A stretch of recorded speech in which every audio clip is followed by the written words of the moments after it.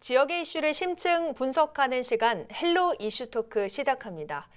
김경수 전 지사의 권리로 하병필 도지사 권한대행 체제가 시작된 지 열흘이 지나고 있습니다.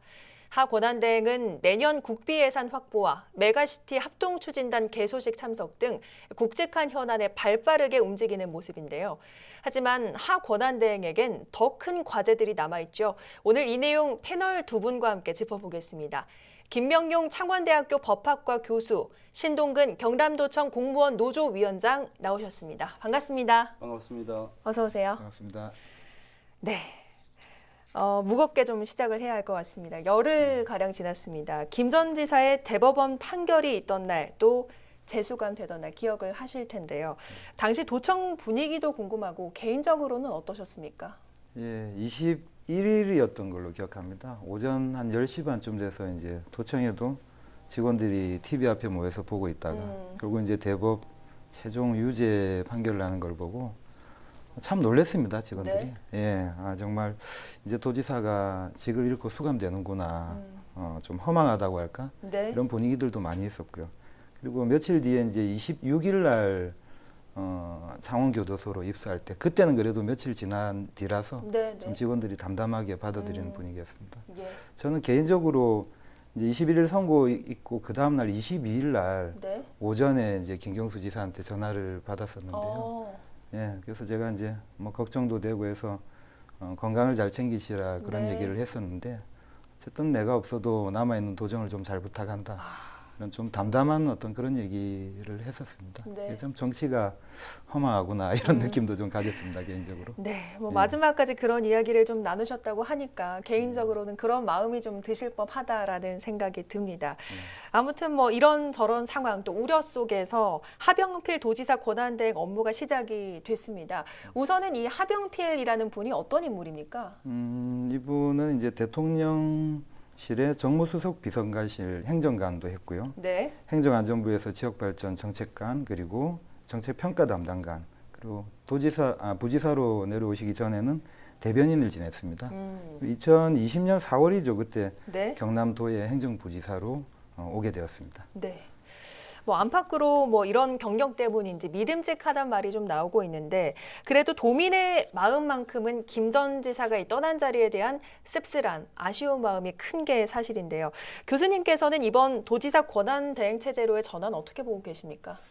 지금까지 민선 5명의 도지사 중에 유일하게 도지사직을 완수한 분이 김태호 전 지사님 뿐이고요. 네. 김두관, 김액규, 홍준표 그리고 김경수 지사님은 이 대선 등의 영향으로 도지사직을 그만두게 되어서 그랬죠. 도민들 입장에서는 상당히 안타깝고 또 한편으로는 실망스럽고 또 지금 현재 모든 도민들이 정치에 대한 해모감을 가지고 있는데 네. 혹여나 앞으로 더욱더 이런 것이 이어져서 우리 지방 행정이나 지방자치가 제대로 수행되지 않지 않을까 이런 우려들도 있습니다. 사실 이제 우리 하병필 권한대행께서는 중앙에 두루 이제 경험도 쌓으시고 네. 또 우리 경남도에서 기획조정실장도 역임을 하셔서 경남의 어떤 사정이 아주 밝은 분이고 또 본인 역시 이제 우리 경남도 출신이니까 네. 아무래도 도에 대한 애정이 남다를 거라고 이렇게 보고 있습니다. 네. 그래서 이제 권한 대행의 어떤 직무 범위가 새로운 어떤 정책을 수립하거나 네. 이걸 할 수 없는 한계를 가지고 있습니다. 그렇죠. 지금까지 이제 해오던 정책들을 마무리하고 관리하는 단계. 네. 그리고 이제 뭐 예를 들어서 정기 인사라든지 또는 뭐 인사에 있어서 예를 들어서 빠진 부분이 있다면 그런 걸 챙기는 정도. 그래서 과연 이제 도민들 입장에서는 경남도에 지금 여러 가지 국책 사업과 네. 도의 어떤 발전을 위한 이런 것들이 필요한데 권한대행이 과연 그것을 잘 수행할 것인가 여기에 대해서 염려를 상당히 많이 하고 있습니다. 그렇군요. 정말 뭐 1년이라면 굉장히 긴 시간이기도 하기 때문에 어떤 기존의 결정을 관리하는 기능에 한정된다는 말씀해 주셔서 사실 조금은 좀 걱정스러운 게 사실인데요. 권한 대행 체제로 바뀌고 난 이후의 도정 분위기는 어떻습니까? 예, 아직은 뭐랄까 좀 어수선함이 있는 건 사실입니다. 3년 넘게 김경수 지사 체제로 운영되어 오다가 네. 이제 권한대행 체제로 전환되고 나고 난 뒤에 이제 적응하는 시점인 것 같아요. 이 도정이라는 게 사실 도지사의 정책 방향 그리고 뭐 지시 그리고 뭐 정치적인 행보 이런 것들이 다 곁들여져서 그 밑에 이제 행정이 같이 돌아가는 건데 그렇죠. 뭐 지금 도지사가 거리 상태가 되다 보니까 아무래도 아직은 조금 적응 기간입니다. 그리고 물론 대부분의 이제 직원들은 그 시스템이 돌아가는 대로 똑같이 일을 하는 부분도 있긴 그렇겠죠. 합니다. 네. 예, 하지만 이제 금방 우리 교수님께서 말씀하셨듯이 뭐 새로운 틀을 준비하거나 또 정무적인 판단이 필요하거나 이제 이런 일들은 다소 머뭇거림이 생길 수밖에 없는 거죠. 네. 원래 하반기에 추진을 하려고 했던 내부적으로 네. 조직 개편 이런 경우도 지금 일절 다 이제 멈춰진 거고요. 그리고 뭐 예를 들면 얼마 전에 이제 그 발족됐던 서부청사 공론화위원회 이제 이런 것들도 뭐 당장 지사가 없어졌는데 위원회에서 실컷 논의하고 토론해봤자 네. 이제 그거를 실행할 수 있는 사람이 있느냐 이걸 계속 해야 되느냐 이런 얘기들도 그래서 나오고 있는 것 같습니다. 그렇군요. 저도 뭐 교수님 금방 말씀하신 대로 권한대행은 이제 현상 유지만 하는 거지 네. 뭐 정치적으로 민감한 사항들을 가지고 뭐 치고 나가거나 결정하거나 하는 데는 한계를 가질 수밖에 없지 않나 이렇게 보고 있습니다. 말씀을 들어보니까 뭐 여러 방면에서 사실상 조금 붕 뜨게 된 상황이라고 좀 표현을 할 수가 있을 것 같은데요. 자, 그런데 하병필 권한대행은 판결 직후부터 곧바로 좀 활발한 행보를 이어가고 있는 상황입니다. 뭐 긴급 간부 회의도 소집을 하고 또 김 전 지사가 재수감 되던 날에는 내년 국비 확보 예산을 위해 좀 나서기도 했거든요. 이런 우려들을 좀 의식했다고 봐야 할까요? 어떻게 보십니까? 아무래도 이제 자기가 책임감을 많이 가지게 되고 도민들에게 그래도 안정된 도정을 계속해 나가겠다는 그런 의지의 표현인 것으로 봅니다. 네.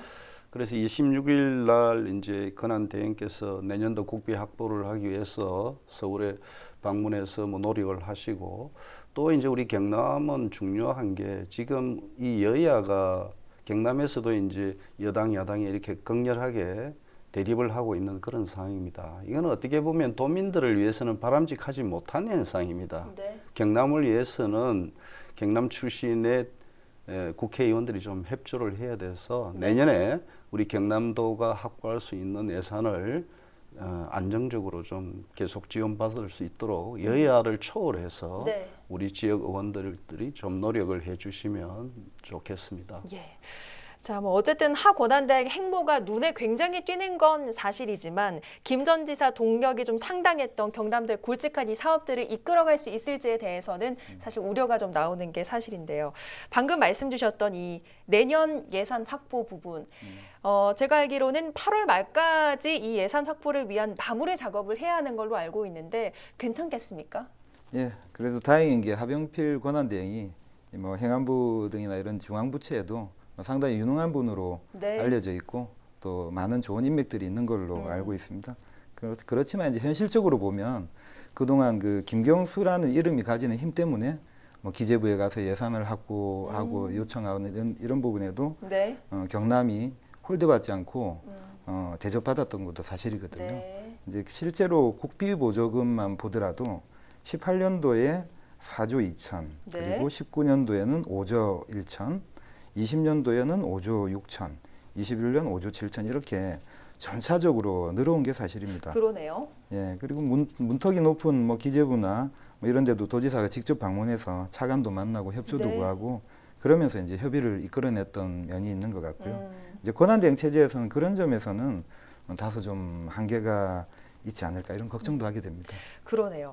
교수님께서는 학자의 입장에서 보실 때 이 권한대행 체제로의 전환이 국비 확보에 좀 영향을 주리라 보시나요? 어떠십니까? 우리 신 위원장님께서 말씀하신 것처럼 상당히 쉽지는 않을 겁니다. 우리 김경수 전 지사님은 이제 중앙의 인맥이나 또는 정치적인 영향이 있기 네. 때문에 상당히 그동안의 국책 사업이나 경남에 필요한 어떤 사업들을 유치하고 그리고 정부 중앙정부로부터 재정 지원을 받는데 상당히 좀 쉬웠다 이렇게 볼 수 있다면 우리 권한대행께서는 물론 뭐 여러 가지 능력도 있으시고 정부 부처에 두루 경험을 가지셨기 때문에 충분히 하실 수 있을 거라고 봅니다만은 네. 중앙정부에서 보는 입장이 좀 다르지 않을까. 이게 좀 우려스럽고요. 지금 우리 경상남도가 추진하고 있는 사업들이 대부분 계속적인 사업입니다. 그렇죠. 예, 그렇기 때문에 그런 계속적인 사업은 이제 그 예산 계획이 다 마련돼 있고 네. 그 예산 계획에 따라서 예산 지원이 반드시 돼야 되는 부분이고 이런 것들이 삭감되지 않고 지속적으로 우리 경남에 투입될 수 있도록 우리 권한대행께서 뭐 최선을 다해야 되지 않을까. 또 아까도 제가 강조를 했듯이 우리 지역의 모든 인적 자원 네. 이런 부분들을 활용을 해서 서로 협력하면서 네. 경남도를 위해서 좀 최선을 다해 주시기를 뭐 도민의 한 사람으로서 저 부탁드리고 싶습니다. 예, 저도 그러기를 좀 바라는데 우선은 두 분께서는 예산 확보에는 다소 어려움이 좀 있을 수 있다라고 짚어주셨습니다. 다른 사업들도 좀 짚어봐야 할 것 같습니다. 자, 경남도에 말씀해 주셨듯이 많은 사업들이 지금 진행이 되고 있습니다. 경불 메가시티 또 서부 경남 KTX 등 여러 가지가 있는데요. 교수님께서는 어떤 이 사업 추진에 좀 어려움이 있을 거라고 예상을 하시는지, 뭐 혹은 뭐 어려움이 없다라고 보시는지요? 어제 이제 우리 부울경에서 부울경 메가시티 합동 추진단을 이제 발족을 했거든요. 그래서 우리 권한대행께서도 참석하셔서 적극적으로 그 의사를 표시하고 부산, 울산과 협력 관계를 유지하겠다, 뭐 그런 것들을 강조했고 또 정부의 여당에서도 지금 이제 김경수 지사가 구속되고 난 이후에 이 부울경의 도민들이나 시민들의 어떤 약간 심리적인 어떤 이런 부분들에 대해서 이제 약간 도와주기 위해서 부울경 메가시티를 적극적으로 지원하겠다 네. 그런 입장을 보이고 있습니다. 그래서 부울경 메가시티는 우리 김태호 전 지사 때 미국의 선벨트라는 것을 모델로 해서 추진한 바가 있었어요. 그래서 이제 그때 동서남면 특별법을 만들었지만 유명무실하게 되었고 그 후에 김두관 전 지사께서도 부울경 동남권 경제공동체 네. 지방정부를 만들겠다 이렇게 힘차게 구호를 외쳤습니다만은 그것도 결실을 보지 못했죠. 그래서 다시 우리 김경수 지사님이 수도권에 대비되는 부울경의 어떤 경제적인 어떤 힘을 좀 길러서 지금 지방 소멸이라는 어떤 위기감 네. 또는 지방과 중앙의 어떤 격차 이런 것들을 줄이기 위해서 아주 의욕적으로 이제 메가시티 정책을 내세웠는데요. 사실상 이거는 좀 많은 어려움에 부딪히지 않을까. 왜냐하면 이거는 막강한 권한이 필요하고 네. 이 일을 추진하시면 또 이게 법적으로 이제 이게 해결돼야 될 문제가 많습니다. 어제 보니까 특별지방자치단체를 구성하겠다는데 네. 이게 상당히 많은 뭐 애로사항이 있지 않을까 이렇게 생각합니다. 네, 어려움이 있다라고 말씀하셔서 조금은 또 걱정이 더해지는 것 같습니다.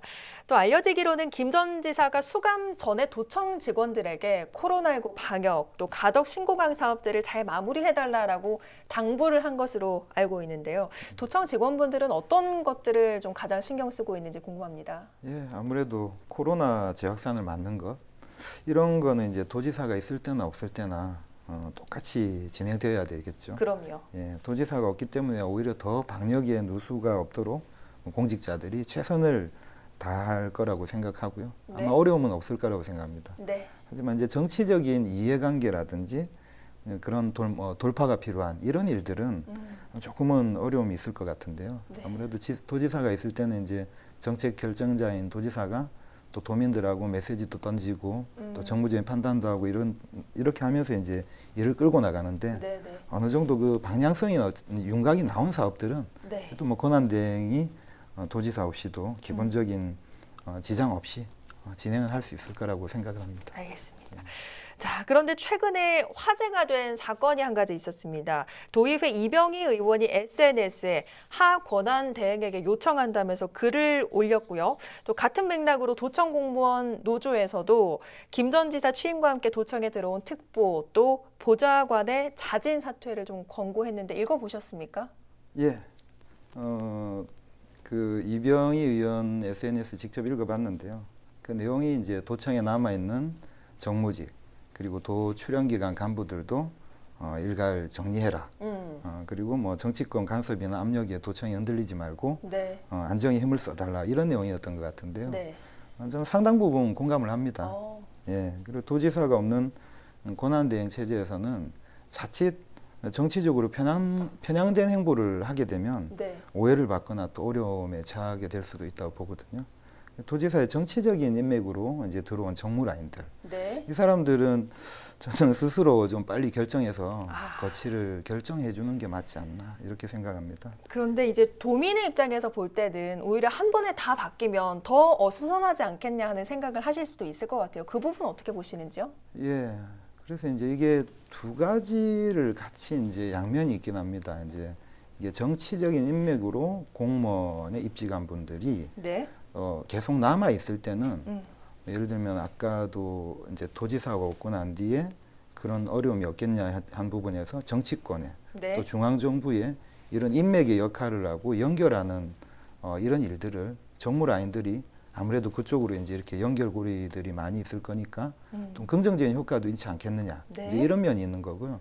한편으로는 도지사가 없는데 네. 그 사람이 정치적인 인맥으로 들어와서 공무원을 하고 있는데 도지사가 있을 때야 함께 원팀으로 또 활동을 하지만 네. 그냥 계속 남아 있는 게 맞느냐. 또 공무원의 공채 시험이라든지 네. 이런 어떤 입직 경로가 아닌 인맥으로 들어왔는데 계속 눌러 앉았을 때 이게 과연 바람직한 모습이 있느냐, 또 정치적으로 편향성을 가지지 않겠느냐.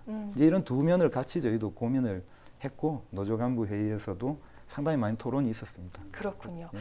뭐 김 전 지사뿐만 아니라 그에 따른 뭐 정무라인 교체까지 좀 이야기가 나오다 보니까 보궐선거 이야기를 좀 빼놓을 수가 예. 없을 것 같습니다.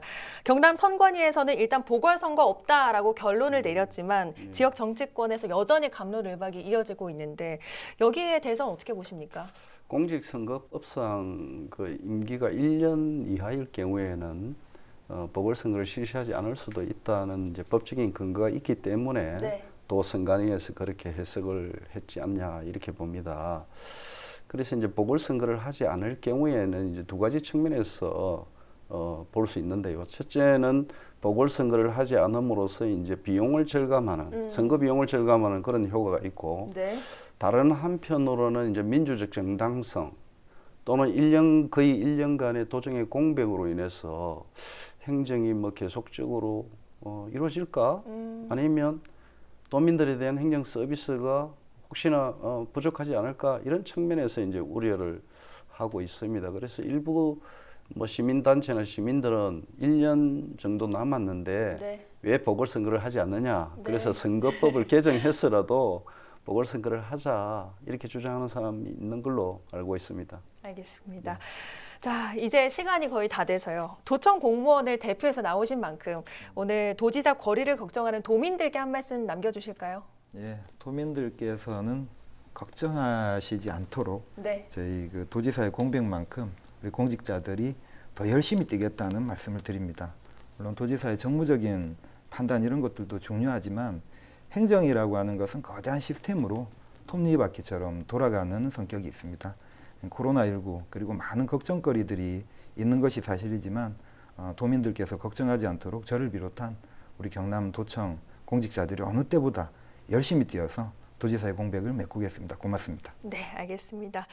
또 지역의 학자로서 교수님께서도 1년간 이어질 권한대행 체제에 대해서 남기실 제언 있으시면 짧게 한 말씀 부탁드리겠습니다. 우리 신 위원장님께서 말씀하신 것처럼 국가행정이나 지방행정은 시스템으로 즉 법과 제도에 의해서 이제 움직여 나가기 때문에 뭐 기존의 큰 틀은 변화가 없고 그대로 잘 유지될 것으로 그렇게 생각을 합니다. 네. 그래서 권한대행께서도 이제는 도민들에게 뭔가 경남이 안정된 도정이 계속된다는 그런 것을 좀 보여줄 필요성이 있겠고요. 적극적으로 또 뛰는 모습도 보여주시고 또 도민들이 바라보는 어떤 경남도를 계속적으로 유지하기 위해서는 공무원들이 좀 더 이제 복무 기강도 강화하고 행정의 공백이 없도록 최선을 다하는 즉 다시 말해서 우리 도민을 위한 행정이 이루어지기를 기대합니다. 알겠습니다. 네, 새로운 변화의 길에서 경남은 큰 산을 만났습니다. 이것이 위기가 될지 또 다른 기회가 될지는 도민의 많은 관심과 격려 또 합리적인 충고에 달려 있습니다. 앞으로 1년 헬로 이슈토크와 관심 있게 지켜봐 주시길 부탁드리면서 오늘 이 시간 마치겠습니다. 오늘 고맙습니다. 네, 수고하셨습니다.